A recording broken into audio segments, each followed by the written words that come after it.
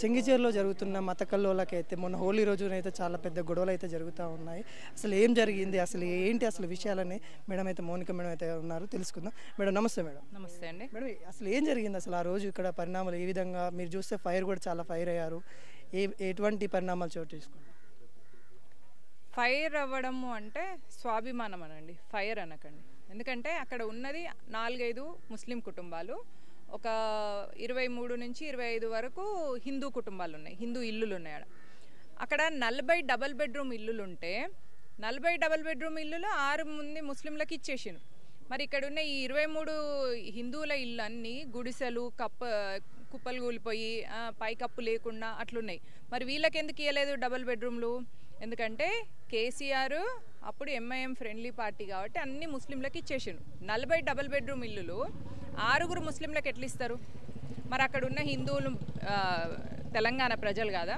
వాళ్లకు 2 double bedroom ఇల్లు తీసుకునే అధికారం లేదా? వీళ్ళు ఈ టీఆర్ఎస్ పార్టీ కానీ ఇప్పుడు వచ్చింది కాంగ్రెస్ పార్టీ, వీళ్ళంతా ఏం చేస్తున్నారంటే వాళ్ళు చేసే తప్పులను కవర్ చేయడం, వాళ్ళని సమర్థించడం వల్ల వాళ్ళు రోజు రోజుకి రెచ్చిపోతున్నారు. రజాకర్ల మనస్తత్వము, రజాకర్లు పోయినరు అనుకుంటున్నాం, కానీ వాళ్ళ విషపు విత్తనాలు ఇంకా ఉండడం వల్ల అవన్నీ ఇక్కడ ఇప్పుడు వాటిని ఎఫెక్ట్ చూపిస్తున్నాయి అన్నమాట. వాటి యాక్షన్స్ చూపించి అక్కడున్న హిందువుల్ని భయపెడితే మనందరం సైలెంట్గా ఉంటాం అనుకుంటున్నారేమో. వస్తారు, అందరు వస్తారు. ఎంతవరకు గవర్నమెంట్ ఇట్లాంటి డ్రామాలు చేస్తుందో చూస్తాము. కేసీఆర్ డ్రామాలు అయిపోయినాయి, ఇప్పుడు రేవంత్ రెడ్డి డ్రామాలు షురూ చేసినట్టున్నాడు. ఏ డ్రామాలు ఇక్కడ నడవవు, నడపనీయం మేము. మనం ఇక్కడ ముఖ్యంగా క్వశ్చన్ చేయాల్సిన పాయింట్ ఏంటంటే, అక్కడ 23 కుటుంబాలు ఇల్లులు పైకప్పులు పోయి అన్ని ఇటుకల అలా వర్షం పడితే మొత్తం ఇల్లు కురిసే లాంటి ఇల్లులు ఉన్నాక వాళ్ళకి ఎందుకు డబల్ బెడ్రూమ్ ఇల్లు ఇయ్యలేదు? 6 మంది ముస్లింలకు 40 డబల్ బెడ్రూమ్ ఇల్లులు ఎందుకు ఇచ్చిండ్రు? ఈ పాయింట్ని ఎవరు ఎందుకు రేజ్ చేస్తలేరు, ఈ పాయింట్ని ఎవరు ఎందుకు క్యాచ్ చేస్తలేరో నాకు అర్థమవుతలేదు.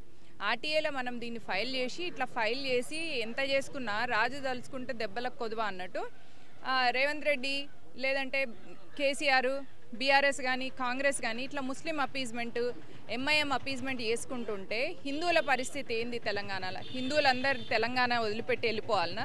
తెలంగాణ భారతదేశంలో భాగం కాదా?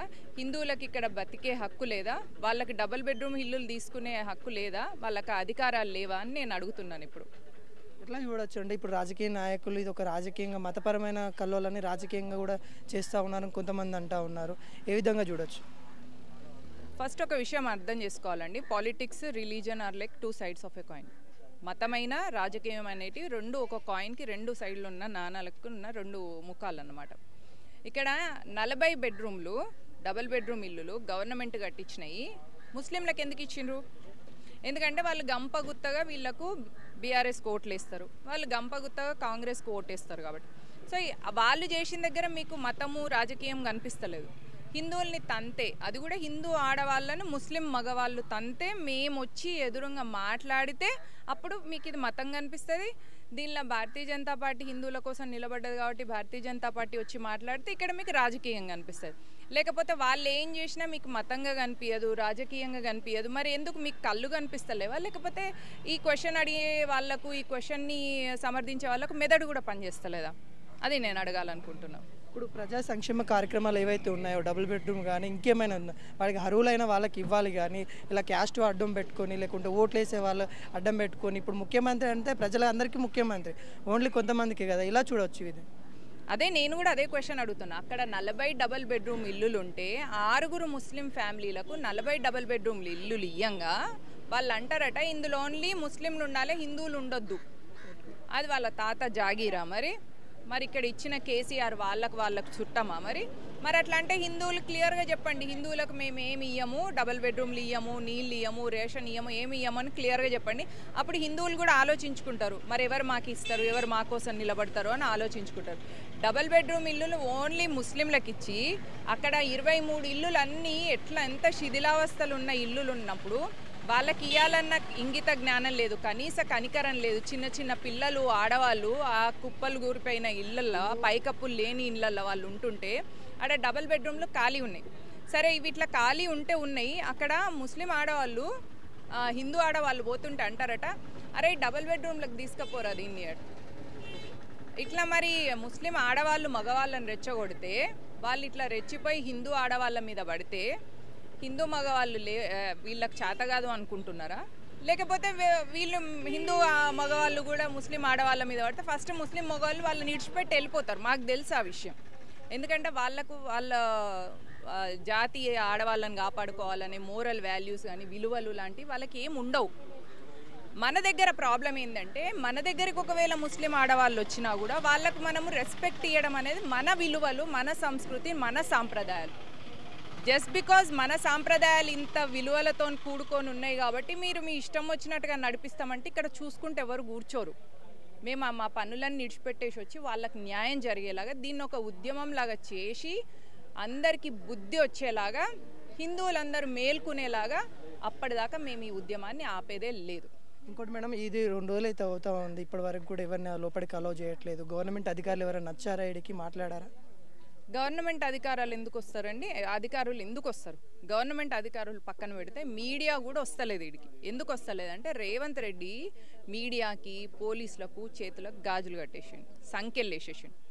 ఇంకొక విషయం ఏంటంటే ఇక్కడ ఇల్లీగల్ స్లాటర్ హౌసెస్ నడుపుతున్న ఒక వ్యక్తిని ఎందుకు కొమ్ము కాస్తున్నారంటే మైనారిటీ అపీజ్మెంట్ కింద. బీఆర్ఎస్ ఎంఐఎం ఫ్రెండ్లీ పార్టీ ఒకటి, కాంగ్రెస్ పుట్టిందే మైనారిటీ అపీజ్మెంట్ కోసం. ఇక ఈ విషయాన్ని గ్రహించాల్సింది ప్రతి హిందూ ఈ విషయాన్ని గ్రహించి మైనారిటీ అపీజ్మెంట్ చేసే బీఆర్ఎస్ కాంగ్రెస్ ఇట్లుంది, మా కోసం నిలబడేది ఎవరు అనే విషయాన్ని ప్రజలు తెలుసుకున్నప్పుడు, ఎస్పెషల్లీ హిందువులు తెలుసుకున్నప్పుడు ఇట్లాంటి ఉద్యమానికి ఒక సుఖాంతం అనేది వస్తుంది. ఇప్పుడు ఈ గవర్నమెంట్ ఎటువంటి చర్యలు తీసుకుంటే బాగుంటుందని అనుకుంటారు? నేను మాత్రం అక్కడ ఉన్న డబుల్ బెడ్రూమ్ ఇల్లులలో 40లో 4-5 ముస్లింలకు ఇచ్చిండ్రు. మిగతావి అక్కడున్న హిందువులకు ఇచ్చేదాకా మేము ఈ పోరాటాన్ని ఆపం. ఎందుకు ఇయ్యరో ఫస్ట్ దానికి సమాధానం చెప్పండి. ఎందుకు ఇయ్యరు? ముస్లిం అపీజ్మెంట్ చేయనీక, మైనారిటీ అపీజ్మెంట్ చేయనీక, లేక ఈడ ఇల్లీగల్ స్లాటర్ హౌస్ నడుపుతున్న అతని దగ్గర మామూలు తీసుకోనిక, లేక ఈ ఇల్లీగల్ స్లాటర్ హౌస్ నడిపే అతనికి కొమ్ము కాసుకుంటూ ఉంటున్నారా? దేనికోసం మీరు ఈ యాక్షన్ తీసుకుంటలేరు? ఇక్కడ దేనికోసం అక్కడ బస్తీలో ఉన్న హిందువులకు మీరు న్యాయం చేస్తలేరు? మీరు ఆ ఇల్లులు, ఆ డబల్ బెడ్రూమ్ ఇల్లులు ఏవైతే ఉన్నాయో అక్కడ ఉన్న హిందువులకు ఇచ్చే వరకు ఈ న్యాయ పోరాటం మేము కంటిన్యూ చేస్తూనే ఉంటాం. ఒకవేళ మీరు ఇయ్యని పక్షంలో రేపు భారతీయ జనతా పార్టీ అధికారంలోకి వచ్చిన వెంటనే వాళ్ళకి డబల్ బెడ్రూమ్ ఇల్లులైనా కూడా మేము కట్టించిస్తాం. మా అజెండాలో మేము చేసే న్యాయ పద్ధతిలో ఎలాంటి వెనుకడుగు వేసే ప్రశ్నే లేదు. ఇప్పుడు గాయపడిన మహిళలు ఎలా ఉన్నారు? అసలు వాళ్ళ ఆసుపత్రి తీసుకెళ్లారా? వాళ్ళ పరిస్థితి ఏ విధంగా ఉంది? సెక్యులర్ హిందువులు లేకపోతే ఏసీలలో ఉండే హిందువులు ఇక్కడున్న గిరిజన హిందువుల్ని చూసి, ఆ ఆడవాళ్ళని చూసి సిగ్గు తెచ్చుకోవాలి. ఎందుకంటే మమ్మల్ని కొట్టిండ్రు, మాకు న్యాయం జరిగే వరకు మేము పోరాడతామని వాళ్ళు అంటున్నారు. అక్కడ వాళ్ళ కోసం మేమందరం వచ్చి నించున్నాం. ఇక్కడ వాళ్ళు జై శ్రీరామ్ అంటే మమ్మల్ని కొడుతున్నారు, మేము ఎందుకు అనొద్దు అని ప్రశ్నిస్తున్నారు వాళ్ళు. అంటే అంత గాయాలైన పూటగా అంటే రోజుకు సంపాదించుకొని ఆ రోజు తినే వాళ్ళు ఇట్లాంటి ప్రశ్న ఇచ్చినప్పుడు ఏసీలల్లో కూర్చొని పీస్ఫుల్గా ఉండాలి, హిందూ ముస్లిం బాయ్ బాయ్ అని చెప్పే సెక్యులర్ హిందువులు, చేతగాని చావచచ్చిన హిందువులు ఈ విషయాన్ని గ్రహించి వీళ్ళ కోసం నిలబడడం అనే ఒక దృక్పథాన్ని తెచ్చుకోవాలి. కాలుకు దెబ్బ తగిలితే కంట్ల నుంచి నీరు వస్తుంది. అట్లే ఇక్కడున్న హిందువులకు బాధ కలిగినప్పుడు దేశంలో ఉన్న ఏ హిందూ అయినా, ప్రస్తుతానికైతే రాష్ట్రంలో ఉన్న ప్రతి హిందువు కూడా వచ్చి వాళ్లకు మద్దతుగా నిలబడి వాళ్ళకి ఏదో విధంగా సహాయాన్ని సహకారాన్ని అందించాలి. నెక్స్ట్ ఆ డబల్ బెడ్రూమ్లో 40 ఉన్నాయి కదా, అందులో 6 ముస్లింలకు ఇచ్చినాక మిగతాయి ఉన్నాయి చూసినరా, అవి వీళ్ళకి ఇచ్చేయాలి. ఇది మా డిమాండ్. చూసుకున్నట్లయితే ఇక్కడ డబుల్ బెడ్రూమ్లు ఇష్యూ కూడా ఇక్కడ చాలా కీలకంగా మారబోతూ ఉంది. ఎందుకంటే చాలా వరకు అయితే ముస్లిం వాళ్ళకి ఇచ్చారు, ఇక్కడ హిందూ వాళ్ళు కూడా చాలామంది ఉన్నారు, వాళ్ళకి ఇవ్వలేదని చెప్తా ఉన్నారు.